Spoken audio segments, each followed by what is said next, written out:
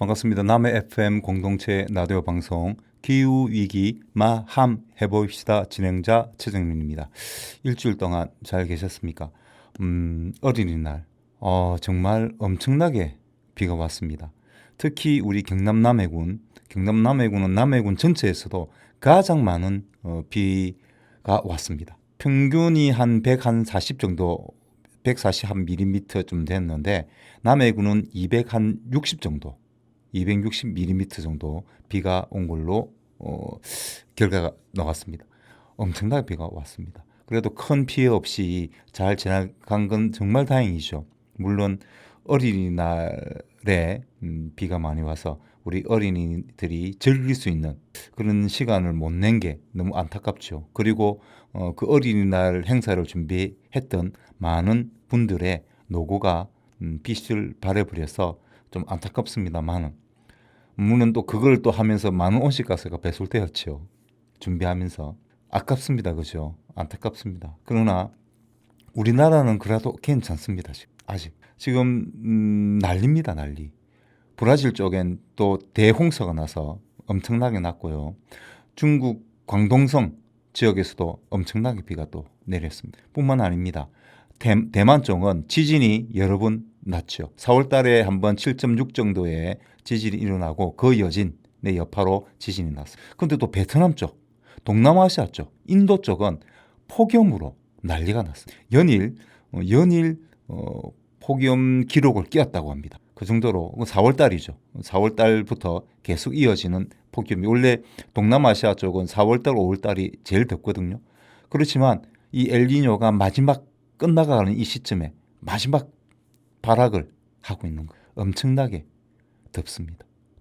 폭염이 지속되고 있습니다. 세계 곳곳이 지금 한쪽은 비가 너무 많이 오고 한쪽은 너무 뜨겁고 하는 이런 그 천차만별의 경우를 겪고 있습니다. 바로 이게 엘니뇨가 마지막으로 진행되고 있습니다. 그럼 마지막으로 진행되면 어떤 일이 벌어질 건가? 이거하고 태풍하고 무슨 관계가 있을까? 올해 태풍은 과연 어떻게 될 것인가를 한번 예측한 그런 그 중국 유럽 쪽에서 예측한 결과가 나왔습니다. 그거는 노래 한 곡 듣고 이야기 드리도록 하겠습니다. 이클립스가 부릅니다. 소나기.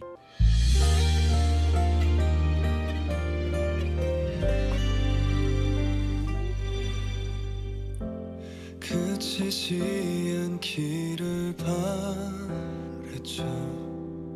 처음 그대 내게로 오던 그날에 잠시 동안 적시는 그런 비가 아니길 간절히 난 바래왔었죠. 그대도 내 맘 알아요. 매일 그대만 그려왔던 나를 오늘도 내 맘에 스며들죠. 그대는 선물입니다. 하늘이 내려준 홀로선 세상 속에 그댈 지켜줄게요. 어느 날 문득 소나기처럼 내린 그대지만 오늘도 불러봅니다. 내겐 소중한 사람.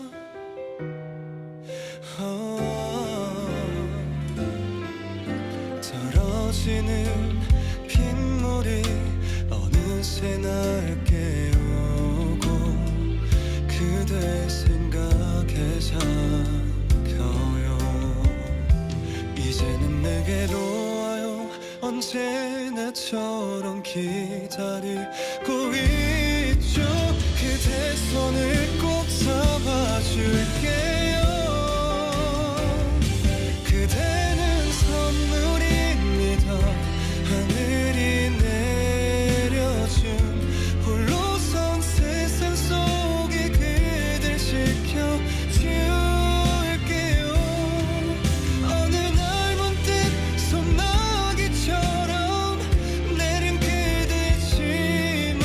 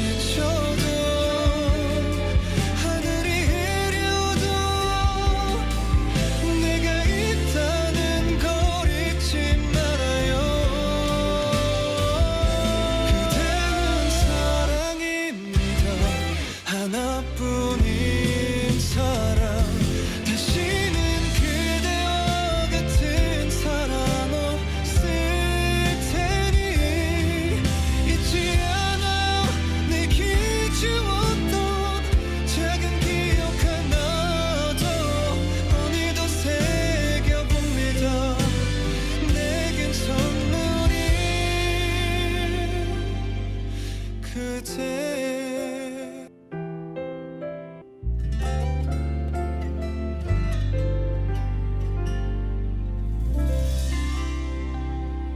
비가 지긋지긋 하잖아요, 그죠? 근데 또 제가 소나기라는 노래를 들었습니다. 그 이유는 뭘까요? 예, 어쩔 수 없다면 우리는 이것을 새로운 마음으로 즐길 수 있는 마음을 가져야 되잖아요. 어쩔 수 없다면. 예, 우리가 지금 올해 태풍은 아마 더 많을 거다라고 예상하고 있는데요. 왜 그러냐면 2015년에 강력한 엘니뇨가 발생했습니다. 그러니까 2023년이 가장 강력했고요. 그 전까지 2015년에 가장 강력한 엘니뇨가 발생을 했습니다. 엘니뇨가 발생하고 난 다음에는 통계학적으로 그렇습니다. 그 다음에는 태풍이 늦게 시작합니다. 늦게 발생합니다. 늦게.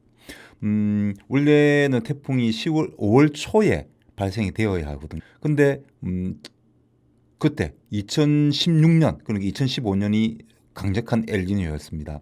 그 1년 지난 2016년에는 7월 달이 되었어야 태풍이 발생했습니다. 첫 번째 태풍이 발생했습니다. 아직도 우리 2024년 태풍은 아직 발생하지 않았습니다. 아직은. 그러나 지금 한 5월 중순쯤 발생할 가능성이 있다라고 내다보고 있긴 한데요. 근데 아직은 알 수가 없습니다. 근데 어쨌든 통계학적으로 봤을 때 엘니뇨가 끝나고 난 다음 해는 태풍이 늦게 발생. 그럼 늦게 발생했으니까 그럼 태풍 개수는 작았을까요? 아닙니다.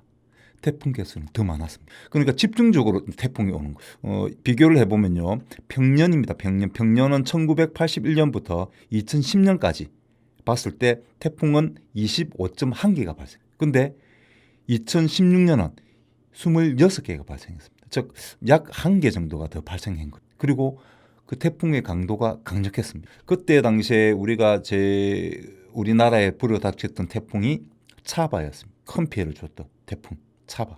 차바는 작년에 흰남노 아시죠? 흰남노 태풍. 엄청나게 포항에 내려가지고 지하차도가 잠겨버렸죠. 그래서 많은 사람들이 힘듦을 겪었는데 그때 당시에 우리 해병대 군인들이 장갑차를 몰고 가서 사람들을 구했던 아주 멋진 드라마 같은 영화 같은 그런 구조작전이 펼쳐졌어요. 정말 안전장비 철저히 해서 구출을 했다는 걸 볼 수 있습니다. 그런데 최상병은 사실 그렇게 하지 안전장비조차 갖추지 않고 하다가 사고를 당했죠. 어쨌든 해병대 분들 정말 고맙습니다. 정말 고맙습니다. 근데 어쨌든 그런 흰남노급의 태풍이 바로 차바였습니다. 흰남노는 포항에 있는데요. 차바는 울산에 태화강을 범람시켰습니다. 엄청나게 비가 내렸죠. 그래서 하천가에 주차를 했던 차들이 모두 물에 잠겨버리는 엄청난 피해를 당했습니다. 그러니까 태풍이 엘니뇨가 끝나고 난 다음 해는 태풍의 개수도 많고 그리고 태풍의 강도도 강하다는 이야기. 강한 태풍이 올라온다는 짧은 기간에 태풍이 많이 발생한다는 이야기죠. 그러면 올해도 그렇게 될 가능성이 높겠죠. 그러나 무조건 된다고는 장담할 수는 없죠. 이건 어쨌든 통계적으로 봤을 때 그렇다는 이야기니까. 그건 어쨌든 아직 태풍이 발생되고 있지 않다는 것은 통계와 어느 정도 일치하고 있다. 그렇다면 나머지 부분도 일치할 가능성이 높지 않을까. 그래서 태풍의 개수도 많아지고 그리고 태풍의 강도도 강해질 수밖에. 그런 올 여름이 가을까지 되지 않을까 이런 생각이 듭니다. 미리 우리가 그것을 예상을 하고 대비를 미리 준비를 해야 되지 않을까 하는 생각이 듭니다. 이런 게 다 결국은 엘니뇨, 라니냐, 요니 현상이지 않습니까? 또 이건 결국 기후 위기와 관련되어 있는 것이고 바로 지구 온난화와 관련. 우리가 온실가스를 점점 많이 배출하다 보니까 지구가 점점 더 뜨거워지고 있습니다. 점점 뜨거워진다는 이야기는 뭘까요? 공기가 팽창하는 것이죠. 그리고 어디로 튈지 모르는 겁니다. 그러다 보니까 기후가 갑작스러운 기후 변화가 발생하는 거죠. 그러다 보니까 재난이 많아질 수밖에 없어요. 그래서 작년에 우리 어린이들과 몇몇 사람들이 소송을 제기를 했습니다. 어떤 소송이냐면 그러니까 온실가스 감축을 미래 세대에 넘기지 마라.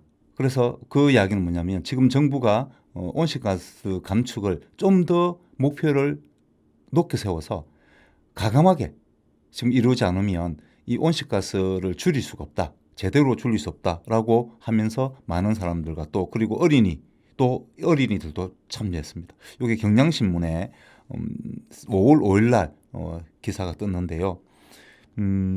청구인 중에 한재아와 정두리라는 어린이 인터뷰가 여기 기사에 떴습니다. 그러면서 기후위기가 얼마나 심한지 그리고 정부가 어떻게 대처하고 있는지를 헌법재판소에서 공개 변론을 가졌죠.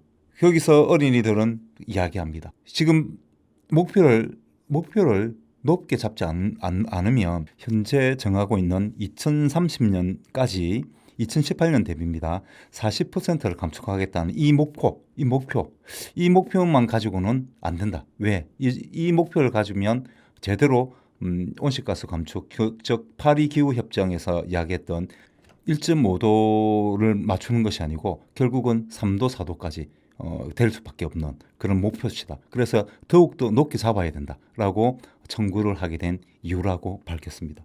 현재 2023년부터 2027년에는 약 5천만 톤, 다음 정부 시기에는 3년 만에 약 1억 5천만 톤의 감축을 하겠다고 정부가 작년 4월 달에 제1차 국가 탄소 중립 계획 기본 계획서를 발표를 했습니다. 그럼 이것 가지고는 부족하다. 그래서 어린이를 포함해서 많은 사람들이 미래 세대에게 온실가스 감축의 그 힘듦을 맡기지 말라. 지금 당장 실시해야 된다라고 주장하는 바로 그런 헌법 소원을 제기를 한 것이죠. 정말 그렇습니다. 맞습니다. 지금 우리는 마음껏 씁니다. 그죠? 마음껏 씁니다. 지금 온실가스 감축을 위해서 얼만큼 노력하고 있습니까? 지금 국가에서. 그리고 내 개인이 나름대로 노력한다고 하시는 분들도 계시지만 진짜 실질적으로 우리 생활의 20에서 30%를 줄여야 됩니다. 그렇게 하지 않으면 정말 이 온실가스 지구온난화를 제대로 대비할 수 없어요. 정말 쥐어짜야 됩니다. 30% 줄인다. 지금 내 생활의 모든 부분에서 30%를 줄인다라고 생각했을 때 어떻습니까? 많이 줄여야 돼. 많이 줄여. 뼈를 깎는 그는 어쩌면 자기의 생활 습관 전체를 바꿔야 될지도 모릅니다. 그런데 이것을 모든 개인이 다 해야 된다는 이야기입니다. 몇몇만 하고 몇몇은 안 하고가 아닙니다. 모든 사람들, 특히 부자들, 상위소득 10%, 특히 상위소득 10%, 특히 상위소득 1%. 이 부자들이 엄청나게 온실가스를 내뿜고 있습니다. 그래서 그것을 실질적으로 줄일 수 있는 방법을 생각을 해야 되죠. 그래서 저는 탄소세를 주장합니다만은 어쨌든 국가가 그런 목표를 가지고 우리 생활의 모든 개개인 우리 5천만 인구 모두가 30% 줄인다는 내 생활의 사용하는 그 모든 것들을 30% 줄인다는 그런 각오로 하지 않는다면 지금 현재 이 온실가스 지금 현재 엄청났다고 했죠. 브라질은 물난리, 베트남, 인도는 폭염, 중국 광동성은 물폭탄, 우리나라에도 물폭탄이 떨어졌습니다. 엄청나게 한라산에 물이 역대급 최고로 비가 많이 왔다고 합니다. 이번 이틀 동안. 그런 것처럼 이 기후가 점점 어떻게 더 급격하게 변할지 알 수 없습니다. 이것이 기온이 올라가면 올라갈수록 더욱더 공기가 팽창하고 이 공기가 어디로 튈지 모릅니다. 그렇기 때문에 우리가 지금이라도 조금씩 줄여 나가야 합니다. 줄여 나가야 되고 분리배출 철저하게 해야 됩니다. 근데 참 이런 게 있어요. 요즘 중국 그 유통 마켓이 들어왔습니다. R 땡땡, 태 땡땡 이런 두 개가 엄청나게 지금 물량 공세를 하고 있죠. 초저가입니다. 초저가. 공짜로 주는 것도 있다고 합니다. 근데 이게 문제가 심각하죠. 왜? 초저가. 가격이 싸다. 가격이 싸면 어떻게 됩니까? 물건을 많이 시킵니다. 인간의 욕망상. 그런데 문제는 뭐냐면 거기에서 제대로 된 제품이 없다는 겁니다. 제대로 된 제품이 없대요. 10개 사면 7, 8개는 거의 못 쓴답니다. 지난달 7일 인천 본부 세관에서 조사를 했는데요. 장신구 404개 중에서 96개가 기준치를 초과하는 발암물질, 카드뮴이나 납이 검출되었다고 합니다. 가격이 헐타고 무조건 좋은 건 아니죠. 우리가 이제 우리나라에서는 국가 인정 통합 마크 KC 제도를 시행하고 있는데요. 이 중국에서 이게 오는 소위 해외 직구죠. 이런 제품들에게는 적용이 되지 않는다고 합니다. 구멍이 생기. 케이스 인정이 되지 않는 제품들이 마구잡이로 싼 값에 지금 우리나라를 점령하고 있습니다. 엄청나게 지금 판매가 많이 되고 있죠. 그 두 중국의 유통회사가 지금 물류시장에서 쿠팡 다음 2, 3위를 차지하고 있다. 엄청나게 물량 공세가 이루어지고 있는 거죠. 근데 이런 이 유해적인 물질 문제도 심각하지만 더 심각한 것은 개인정보를 빼간다고 합니다. 개인정보를 많이 빼간다고 합니다. 그 동의에 가입할 때 어떤 자기들이 어디에다가 정보를 제공하겠다고 하는 것에 동의하도록 하는 그런 걸 넣어놓는다고 합니다. 근데 우리 소비자들은 솔직히 그런 거 다 안 읽어보지 않습니까? 그죠? 그러다 보면 자기 개인정보가 그냥 막 중국에 퍼뜨려지는 그런 문제도 심각하다. 는 점 분명히 아시고 하셔야 됩니다. 그러나 더 큰 문제는 무엇입니까? 바로 값싼 제품들을 막 소비하게 되면 그 소비를 위해서 어떻게 합니까? 물류 이동해야 되죠. 물류가 이동해야 되죠. 그럼 이동했다는 온실가스. 그리고 제품을 제대로 만들지 않았기 때문에 자주 사야 된단 말이에요. 그러면 또 많이 사게 되죠. 그러면 그거에 따르는 판매할 때, 만들 때, 판매할 때, 유통할 때, 소비할 때, 폐기할 때 온실가스가 엄청나게 배출돼요. 다 박스죠. 종이 박스로 배달이 되겠죠. 그럼 비닐을 엄청나게 사용하기 제품을 또 쌓아야 되니까 엄청난 온실가스가 배출된다는 점입니다. 그 부분은 우리가 기억해야 됩니다. 그래서 되도록이면 국산품 조금 가격이 있어도 KS 마크를 받은 우리 국산품을 사용해야 됩니다. 그리고 하나를 쓰더라도 제대로 사용하는 게 좋겠죠. 물론 저는 택배 노동을 하는 제 입장에서는 많이 배달하면 좋죠. 많이 배달하면 좋죠. 그러나 순전히 이 돈에 의해서 제 이익만 위해서 이것을 무조건 사라고 저는 이야기할 수 없어요. 기후위기. 우리 지금 아이들이 온실가스 감축을 미래 세대에게 떠넘기지 말라고 이야기합니다. 소리 지르면. 정말 이 아이들이 어린이날 선물 하나 주는 것이 아니라 바로 온실가스를 줄이는 것이 더 큰 선물이라고 이야기를 합니다. 우리 미래 세대. 그리고 제가 나이가 들었어도 마찬가지. 제 나이가 들어서 기후가 더 많이 변하면 저도 노약자잖아요. 기후위기의 최대 피해자는 사회적 약자 그리고 노약자들입니다. 저도 노약자가 될 거예요. 그럼 기온이 점점 더 올라갔을 때 저는 노약자가 되겠죠. 바로 제가 먼저 당할. 그렇기 때문에 우리가 지금이라도 온실가스를 줄일 생각해야 된다는 이야기죠. 그건 국가가 책임져야 됩니다. 저는 단호하게 이야기합니다. 개개인이 할 수가 없습니다. 개개인의 욕망 이것을 어떻게 이렇게 막 한 분만에 바꿀 수 있겠습니까? 생활이 변화된다는 거. 쉽지 않죠. 그래서 그것을 도와주기 위해서 국가가 나서야 되는 거예요. 저는 탄소세를 강력하게 말씀드립니다. 그리고 많이 쓰는 사람이 온실가스를 돈을 많이 쓰는 사람들이 당연히 온실가스를 많이 배출하니까 탄소세 세금도 많이 내야죠. 그게 당연한 거 아닙니까? 그게 공정한 거 아닙니까? 그죠? 그래서 5월 둘째 주 토요일을 공정무역의 날로 정하고 있습니다. 요거는 노래 한 곡 듣고 와서 마저 말씀드리겠습니다. 김또똘이 부릅니다. 어른이 된다면.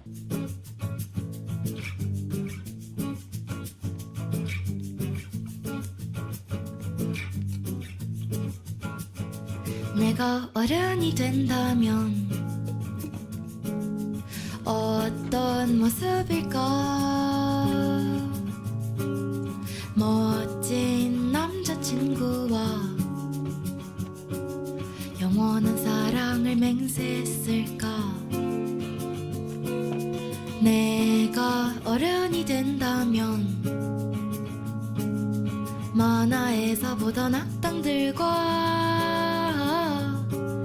정의를 위해 맞서 싸우며 어리고 약한 것들을 지키고 있을까? 조회는 한 사람이란 존재야.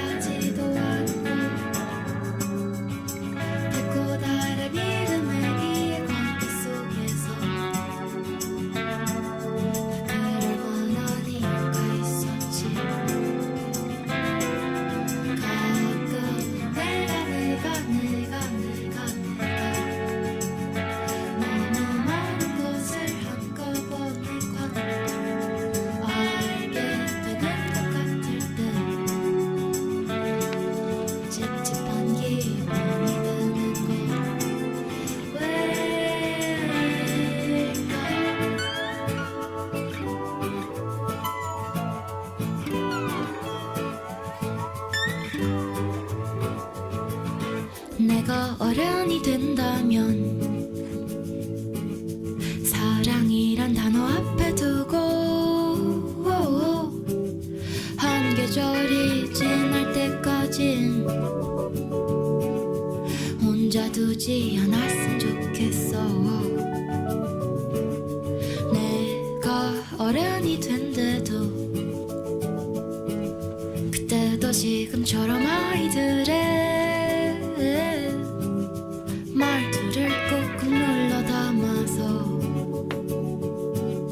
마음으로 말하고 싶어. 앞으로 나가기보단 뒤를 보는 법을 배우고 싸우기보단 지키는 것이 어렵단 걸 알았지. 내가 성공하는 것보다 그녀의 성공을 지켜보기가 더 문법은 자꾸 틀리는데도 마음이 맞는 말을 하기가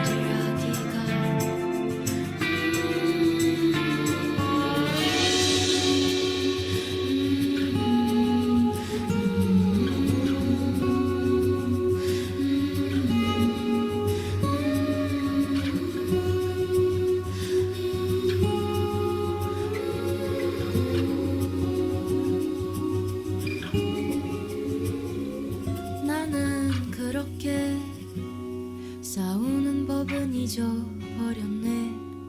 나는 그렇게 이기는 법은 잊어버렸네. 나는 그렇게 싸우는 법은 잊어버렸네. 지는 것이 이렇게 어려울 줄이야. 세계 공정무역의 날. 예, 세계 공정무역입니다. 그럼 공정무역하고 온실가스 감축하고 무슨 관계가 있을까요? 예, 관계가 지금 현재 중국 제품들이 태 땡땡 R 땡땡이라는 유통업체를 통해서 엄청나게 지금 우리나라로 들어오고 있어요. 가격이 무지하게 초저가입니다. 그럼 초저가라는 이야기는 어떻게 되겠습니까? 저가 상품을 만들기 위해서는 뭐가 필요하게요? 일단 첫째, 좋지 않는 품질의 재료를 쓰겠죠. 그리고 두 번째, 노동자들의 임금을 깎아야 돼. 노동자 임금을 깎아야 돼. 그리고 생산자들, 그 중국에서 생산하는 생산자들의 이윤도 많이 사업주들도 자기들이 덤핑을 해서 팔아야 되잖아요. 자기 이익을 많이 깎아야 돼. 그럼 깎다 보니까 노동자에게 임금도 적게 주게 되겠죠. 그러다 보니까 품질이 좋지 않는 재료를 쓰게 되는 거예요. 바로 이게 공정무역을 해야 되는, 공정무역은 말 그대로 공정무역입니다. 공정해야 됩니다. 내가 국산에서 만든 제품이나 아프리카에서 만든 제품이나 똑같은 가격을 주고 사야 된다는 이야기. 그랬을 때 그 아프리카에 있는 그 나라에서 만드는 사람들도 제대로 만든다는 얘기. 제품을 제대로 만드는 맞습니다. 이게 바로 온실가스를 줄이는 바로 길이죠. 저가 상품 많이 쓰는 것보다 제대로 된 상품을 제대로 오래 쓰는 것이 훨씬 더 우리가 온실가스를 줄이는데 중요한 일입니다. 바로 행동이죠. 우리 바로 그 행동입니다. 온실가스를 줄이는 행동이 뭐 대단한 행동이 아닙니다. 우리가 들어 눕자는 거 아닙니다. 시위하러 가자는 거 아닙니다. 머리 깎자는 이야기 아닙니다. 우리가 할 수 있는 것 중에서 내 욕망을 억지로 억누르지 않고도 할 수 있는 방법. 예, 제품을 막 무작정 사는 것이 아니고 제대로 된 제품을 제대로 값주고 그리고 제대로 오래오래 그것 또한 우리가 온실가스를 줄이는 행동인 거예요. 그렇지만 그것만으로는 현재의 지구온난화의 문제를 해결할 수 없기 때문에 우리가 탄소세라든지 여러 가지 국가의 정책을 통해서 현재 우리의 그 사용, 소비를 20에서 30% 줄여야 된다고 하는 겁니다. 그렇지만 당장은 당장은 지금 30% 줄인다는 게 힘든 거니까 지금이라도 우리가 그런 제대로 된 상품을 제대로 된 가격 주고 제대로 쓰는 그런 생활 습관을 기르다 보면 다음에 탄소세라든지 뭐 이런 극단의 대책이 나오더라도 우리가 적응할 수 있지 않을까 그런 생각이 듭니다. 그래서 지금 이 방송을 만약에 듣고 계신다면 만약에 제 말이 맞는 것 같다라고 하시면 그것도 하나의 온실가스를 줄이는 행동이다.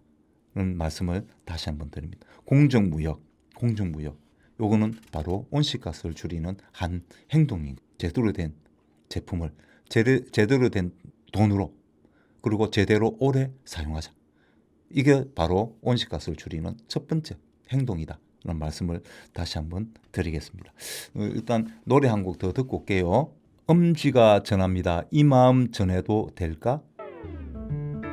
왠지 낯선 기분이 느껴져 유난히 빨리 뛰는 심장이 두근 어지러워 I'm just need 보고 싶단 말조차 부끄럽진 않을까 혼자만 또 생각나 아무리 눈을 돌려도 I'm feeling ashamed 내 맘의 소리 다 들리겠지 이 맘을 전해도 될까 너에게 조금은 느꼈었잖아 널 향해 뛰는 heart 이렇게 난 진심인걸 알아주길 바래 my love 받아줬으면 해 Love is you, love is you my love, my love Love is you, love is you 보고 싶단 말조차 부끄럽진 않을까 혼자만 또 생각나 아무리 눈을 돌려도 I'm feeling ashamed 내 맘의 소리 다 들리겠지 이 맘을 전해도 될까 너에게 조금은 느꼈었잖아 널 향해 뛰는 heart 이렇게 난 진심인걸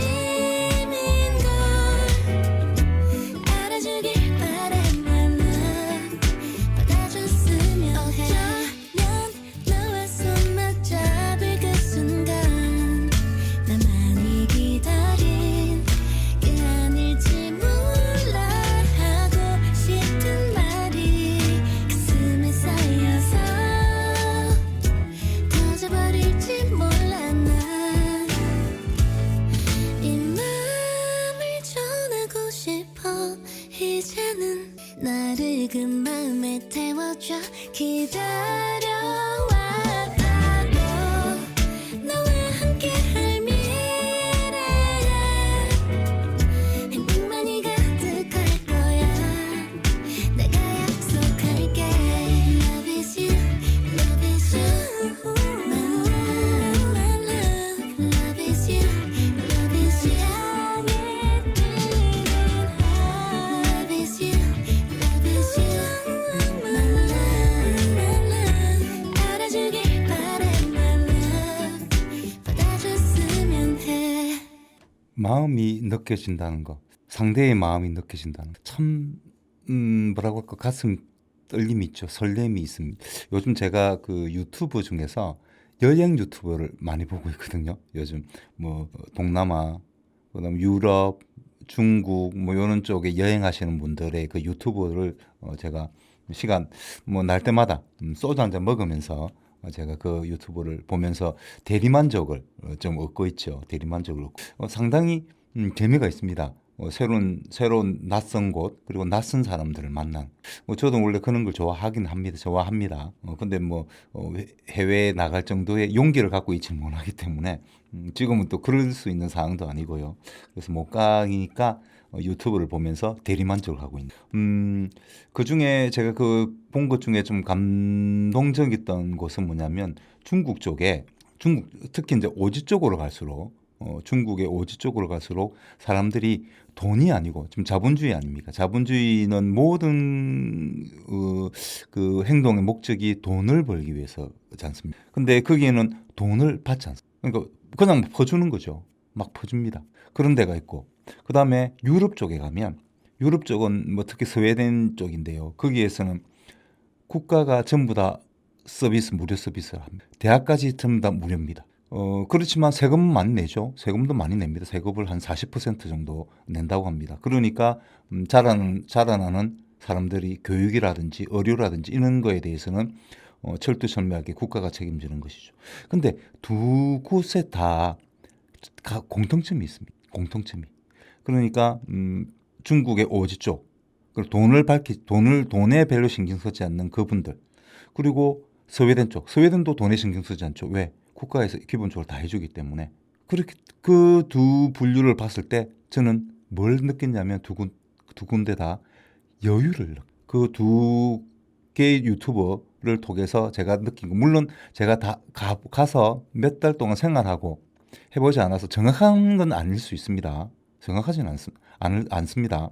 그러나 한 40분 정도의 유튜브 방송을 봤을 때 그리고 그 진행하는 그 진행자, 그 유튜버죠. 그분의 표정이나 이런 걸 봤을 때 다른 나라 갔을 때하고 여러 이렇게 그 오지 또는 스웨덴에 갔을 때 그 표정을 봤을 때 그 마음이 전해진다는 게 느껴진다. 그만큼 여유가 있는 사람들이 있다. 그것은 바로 이타적 유전자를 발현할 수 있는 것. 자기의 욕망만 채우는 것이 아니고 그런 거 아니죠.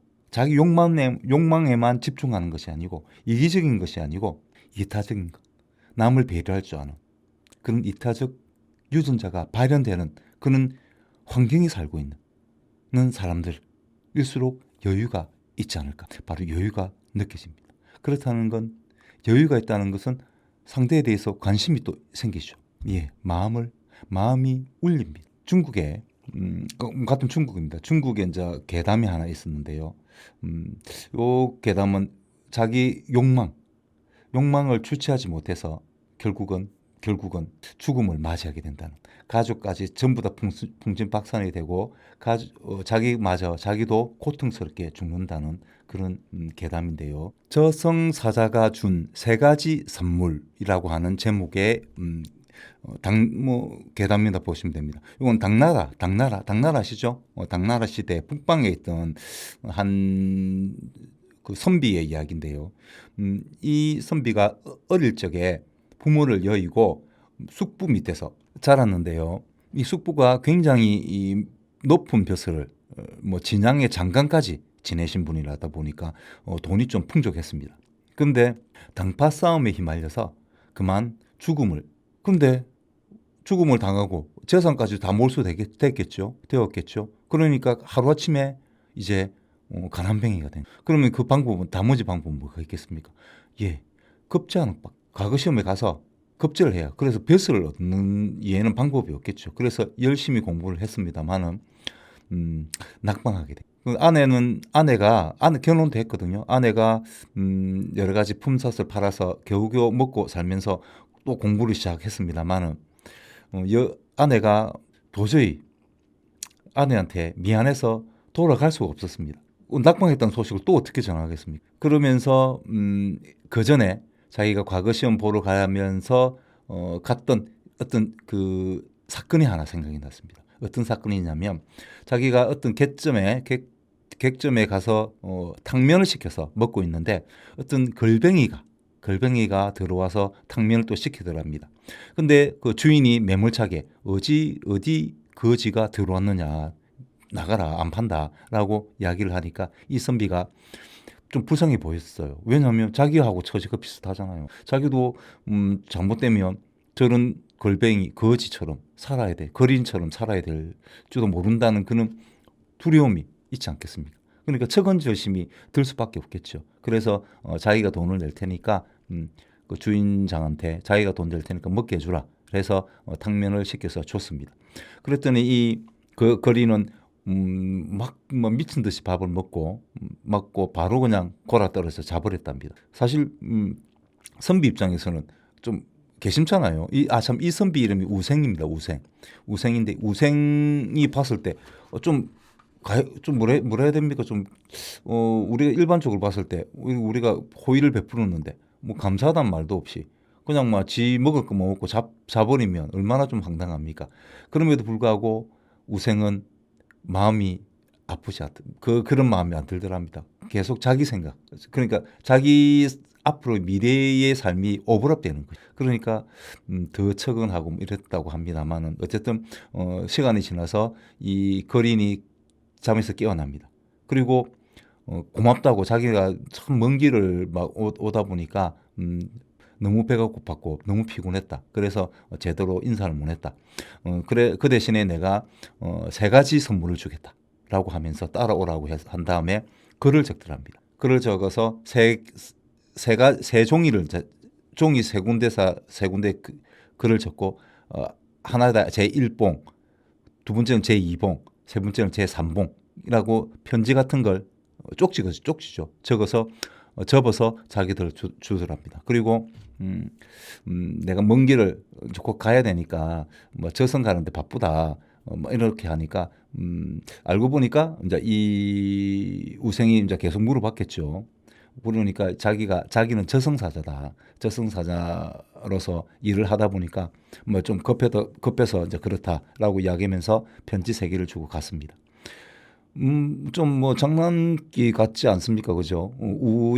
우생 입장에서는 별 자기 바보 얻어먹으면 고맙다 하고 인사하고 가면 되지. 뭐 이렇게까지 해라고 하면서 그저 잊어버리고 갔는데 낙방하고 돌아오면서 아내의 별목이 없잖아요.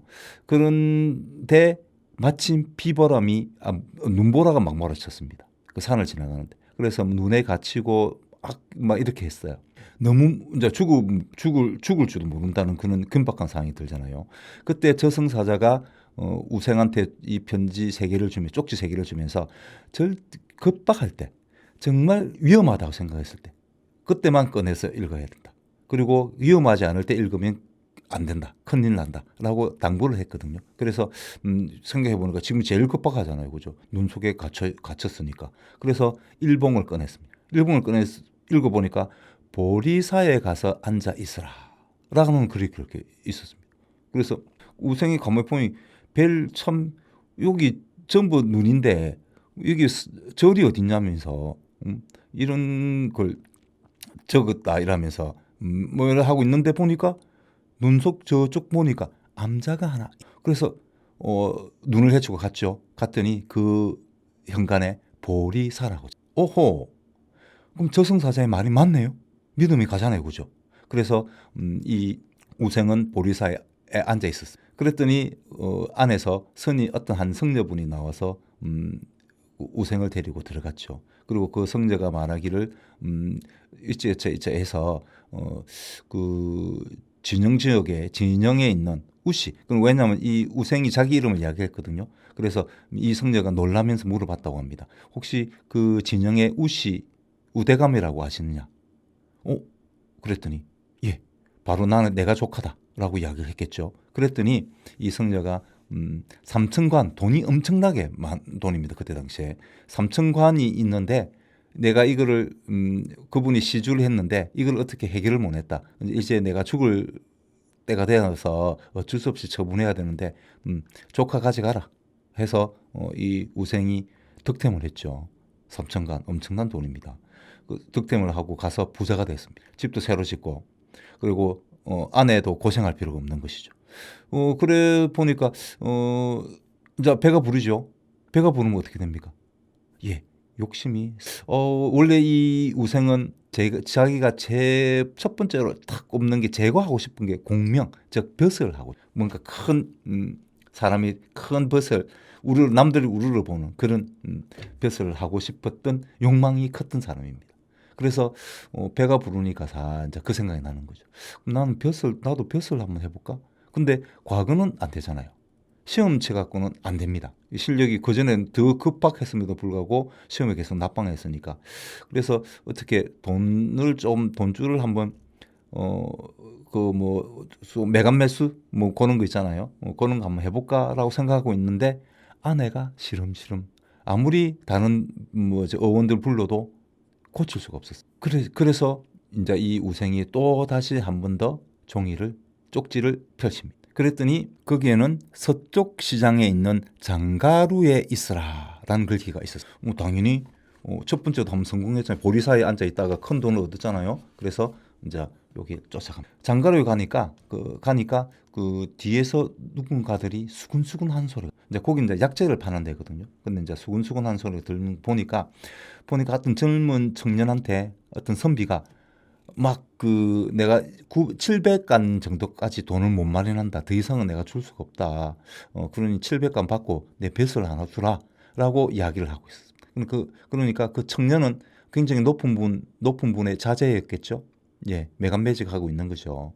그때 당시에는 그런 게 많았겠죠. 당연히 중국은 더욱더 큰 나라였기 때문에 우리나라에도 그런 일이 있었는데 중국같이 큰 나라에서는 당연히 더 많았겠죠. 그죠? 근데 어쨌든 그렇게 막 이야기를 하더랍니다. 그래서 이 우생이 고민을 했습니다. 이 아내의 약재를 먼저 살 것인가? 아니면 저 700간 정도 안 되면 한 1000간 정도 주면 내 재산이 3000간이 있으니까 뭐 집 뭐 하고 해도 한 2000간은 남았겠죠. 그죠? 집 사고 뭐 먹고 해도 그죠? 뭐 1000간 주고 내 벼슬 하나 얻는 것도 나쁘지 않겠는데? 라고 고민에 빠졌습니다. 그리고 그 청년한테 마찬가지로 그렇게 1000간을 주고 벼슬을 얻기로 약속. 그리고 불이 나게 아내의 약재를 사러 갔죠. 그렇지만 보이지 않아요. 약재를 판매하는 그 장사꾼은 문을 닫아버렸습니다. 그래도 어쨌든 뭐 좀 구했습니다. 딱 하나 남은 약재를 구해서 집으로 달려갔죠. 그랬는데 아내는 그만 죽고만. 너무 오랫동안 지체한 것이. 빨리 사서 빨리 먹였으면 살 수 있었을 텐데 어쨌든 그 아내는 죽어도 자기가 원하는 욕망을 이루었죠. 바로 벼슬을. 그러나 이렇게 얻은 벼슬도 오래가지 못. 곧 이 우생도 병이 듭니다. 병이 들어서 시름시름 앓습니다. 그리고 그 어떤 그 어떤 약재를 써도 안 되는 거예요. 굿도 했다 합니다. 그래도 안 되는 겁니다. 그래서 좀 절박하잖아요. 그래서 제 마지막 남은 제 3봉, 1봉, 2봉 했죠. 3봉을 엽니다. 그랬더니 거기에는 뭐라고 적혀 있었느냐. 안타깝지만 당신의 명은 여기까지라오. 곧 나를 만나게 될 것이니. 그리고 뒤에 당신의 아내와 아들에게 작별을 고할 시간을 주겠소라고. 우승이 가만히 생각해 보니까 아내는 죽었는데, 그리고 아들은 원래부터 없었는데, 원래 자식이 없었거든요. 그래서 이게 어찌 된 것이냐고 저승사자한테 물어봤겠죠. 그러니까 저승사자가 하는 말이 원래 너희 아내는 네 아이를 임신하고 있었라는 말을 들어요. 청천벽력이죠. 정말 고통스러울 수밖에. 그렇게 우생은 고통 속에 죽게 된다는 그런 괴담입니다. 욕심, 끝없는 욕심, 그 욕망이 또 다른 욕망을 그리고 또 그 욕망의 끝은 바로 온실가스로 인해서 우리 지구온난화가 점점 기온 상승이 점점 더 가파르게 되고 있다. 어떤 마지막 결말이 올지, 어떻게 우리가 호모사피엔스가 어떤 고통스러운 멸종을 알 수 없는 것이죠. 노래 한 곡 듣고 오겠습니다. 아이브가 부릅니다. 해야. Let's get it. Let's get it. Pay attention. 어려부터만 모두 깨볼까.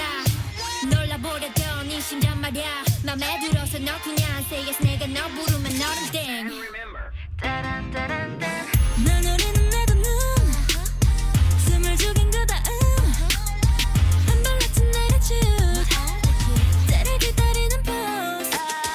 어둠 속 빛난 tiger eyes. 내가 준 채로 다가가. 새빨간 말로 홀려놔. 방심한 순간 call. 우린 더 높이 하늘이 닿을 것처럼 외쳐 너를 깨워. 올려봐 노려봐 넌 내 거니까. 자꾸 날 보내 잠이 참는 날.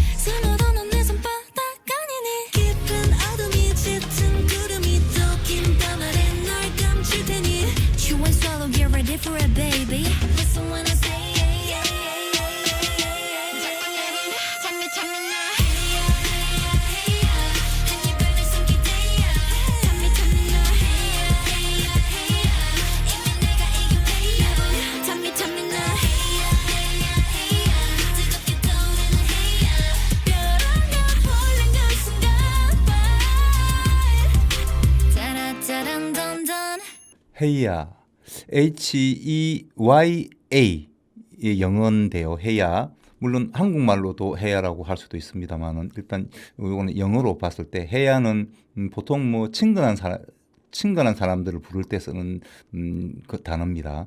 이거는 공식적인 자리에서 쓰면 안 되겠죠. 예, 친근한 사람한테만 사용해야 됩니다.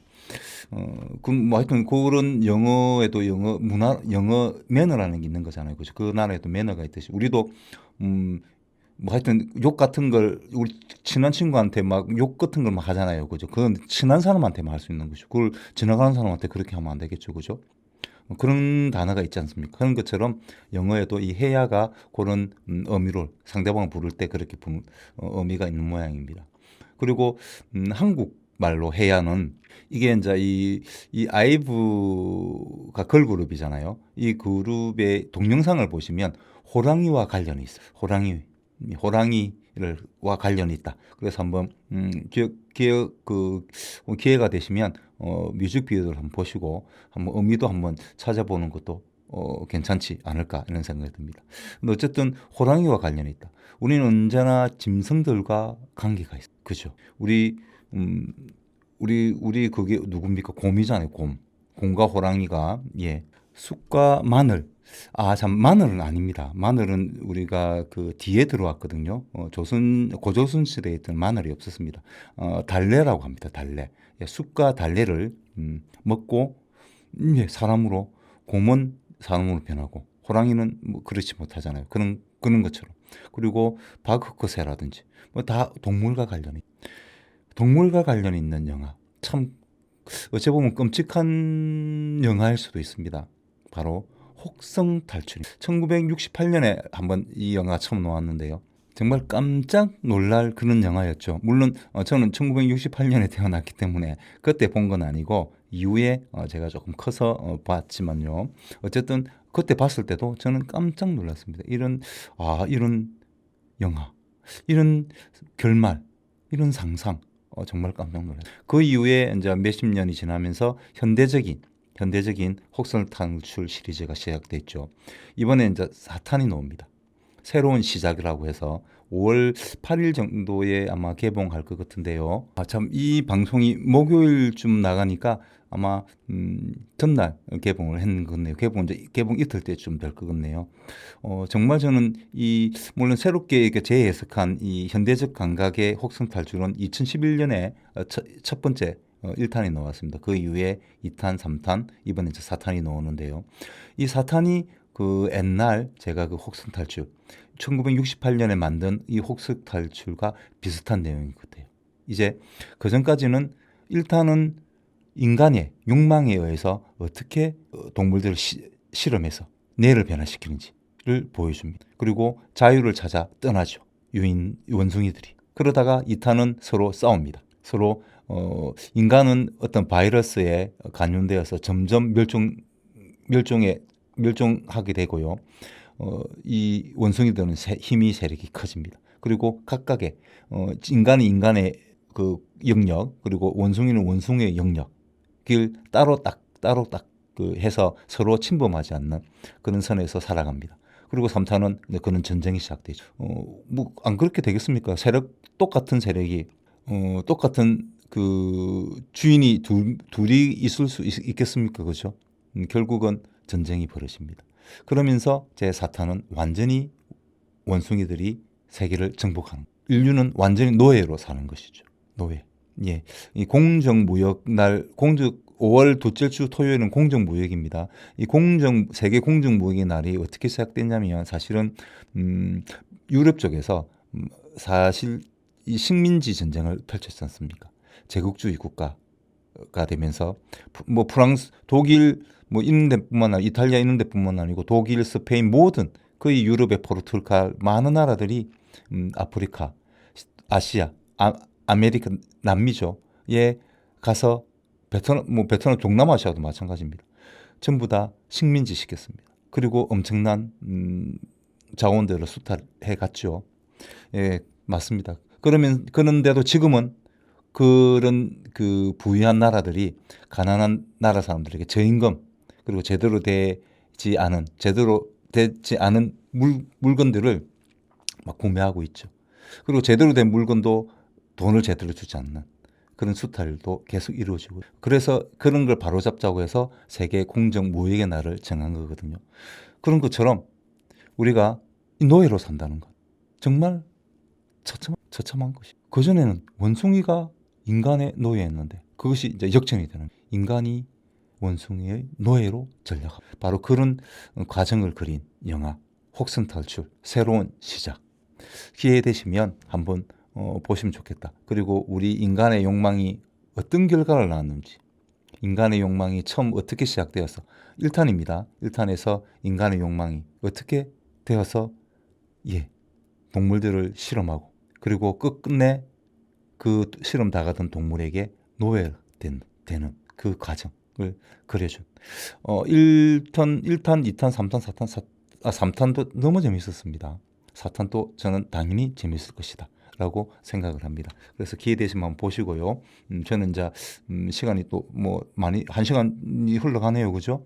예, 저는 이만 물러가고 일주일 뒤에 뵙도록 하고요. 마지막으로 노래 한 곡 듣고 들으면서 저는 빠이빠이 하도록 하겠습니다. 예, 맛있게 점심 드십시오. 종호가 부릅니다. A Day.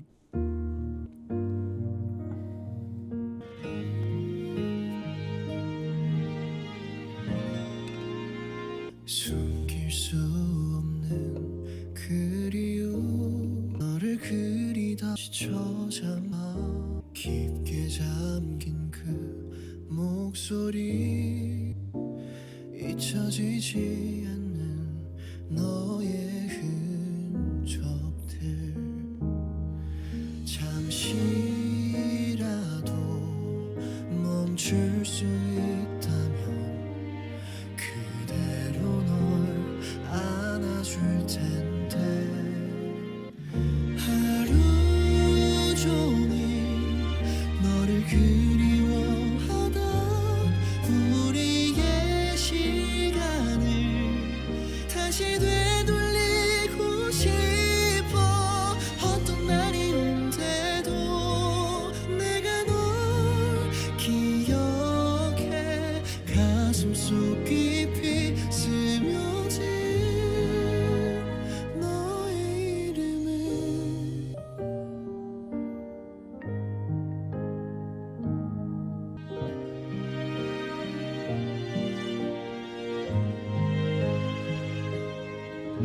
손 닿을 수 없이 멀어져